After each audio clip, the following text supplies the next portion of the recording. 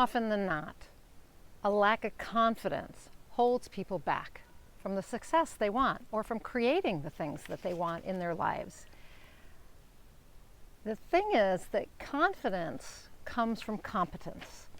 And we talk about that in high performance, and I talk about it in the Inspired Creator community, but as a high performance coach, we often talk about the competence confidence loop. And it really is a loop, because the more confident you feel, the more you can level up your competence. But it starts with competence, because the more competent you feel, usually the more confidence you have.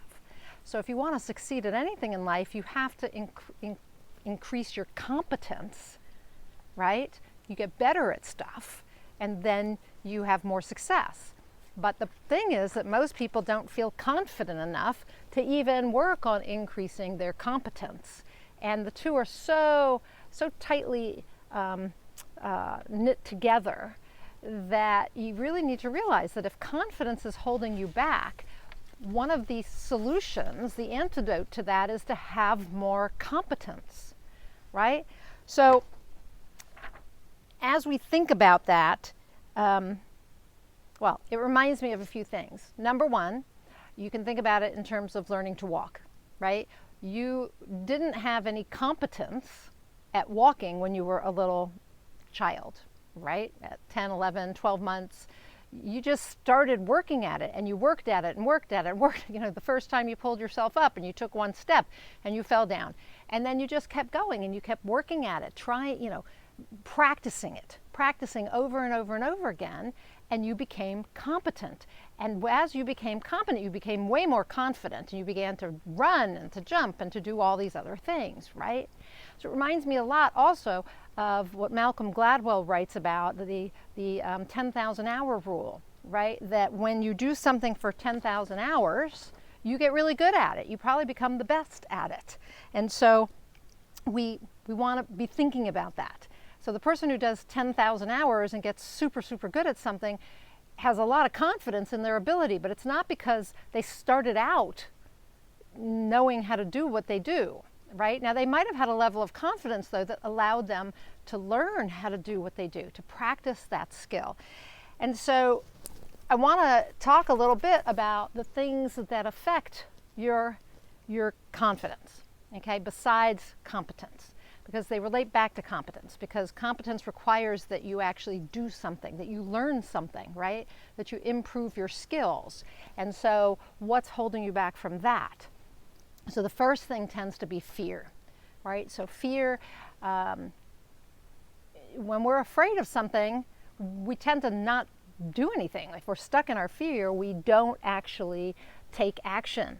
And so if you want to have more confidence, and that requires more competence, and you're afraid to do whatever it takes to develop that competence, then you're stuck, aren't you?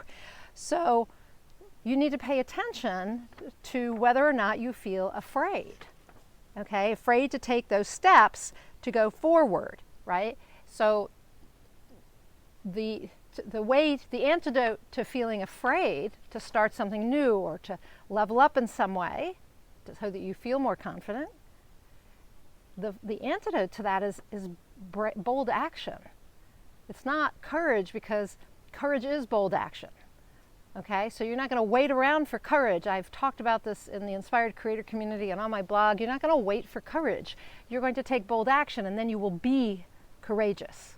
Okay, so think about what it is, what competence level you need to reach, or what do you need to do to feel more competent so you would be more confident. And then you need to take bold action towards doing that, whether you think you're going to look stupid or be perceived as stupid or inept or whatever it is. You need to just take bold action anyway. Okay, so the next thing that stops people from developing higher levels of competence and therefore confidence is their beliefs.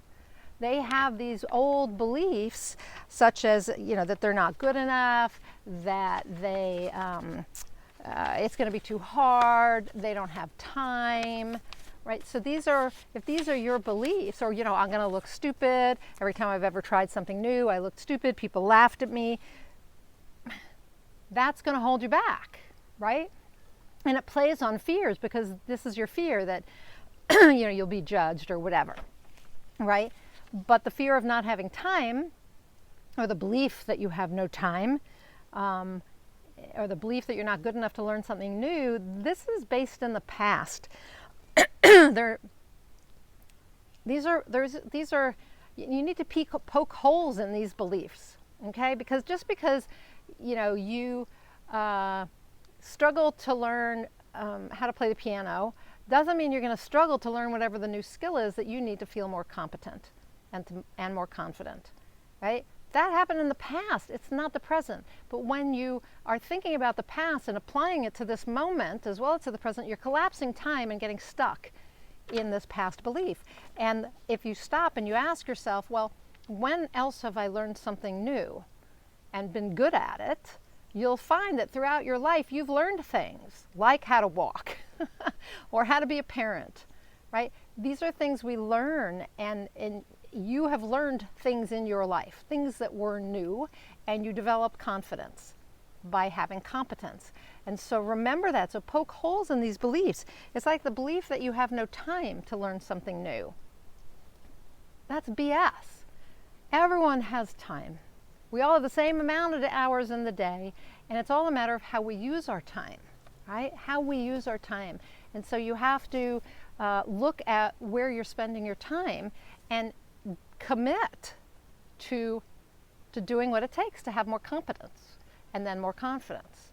So this is about taking responsibility for your life and not being a victim of circumstance. It's very easy to say, I have kids and a job and a husband and a this and a parent and a whatever, an elderly parent, and I have no time. That's being a victim of your circumstances, not taking responsibility for yourself and what you want to create, right? If you want to create the confidence to do something, then you have to develop the competence as well. And you have to take responsibility for that and say, this is what I'm going to do. This is important to me, and I will find time for this. I will make time, because you can't really find time. But you're going to carve out time in your schedule and not be a victim of circumstance. You're going to actually take responsibility and make some choices about how you spend your time. And keep in mind that your beliefs may also be based in old fears. And so that goes back to the fear aspect. And just because something happened in the past doesn't mean it's going to happen in the future. And you have to take bold action. You have to be brave and courageous. So the third thing that I see that causes us to not move forward towards our goals by developing more competence and more confidence, confidence loop, is overwhelm.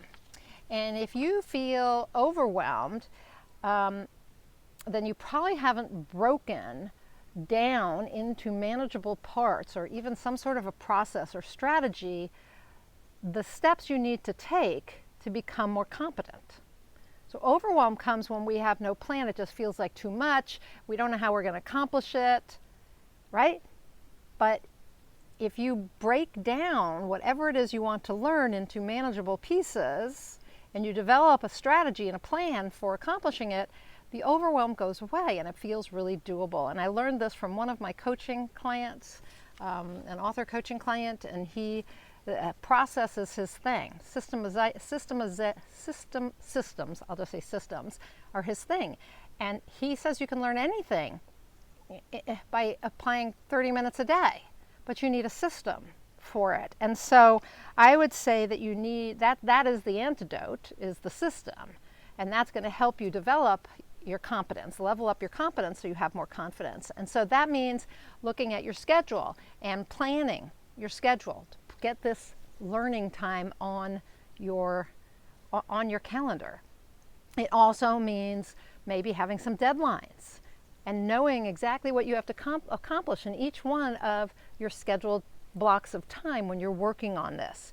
So you want to have a process. That is the antidote, is to have a process for learning what you need to learn, for becoming competent at whatever it is that you want to learn, right? So we move through our fear by taking bold action.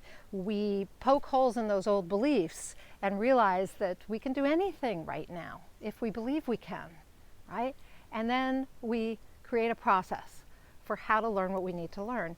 And then as our competence increases, we feel more confident. And the more confident we feel, the better able we are to take more bold action, to go after our dreams, to create the life we want, to become the person we want to become.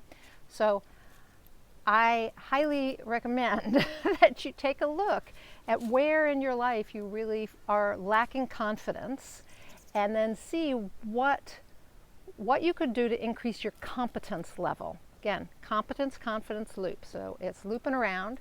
And so where in your life do you lack confidence? What skills do you need? What competence do you need to develop to level up your confidence? Okay? And then anything becomes possible. Anything. That's it for today. I challenge you to do that, to look at where you're lacking confidence, develop and identify what competence you need to level up that confidence. And I'd love for you to leave me a comment down below and tell me, how are you going to level up your confidence by leveling up your competence? I'm Nina Amir, the Inspiration to Creation Coach. I am the founder of the Inspired Creator Community. I am a certified high performance coach, an author coach, an inspired results coach.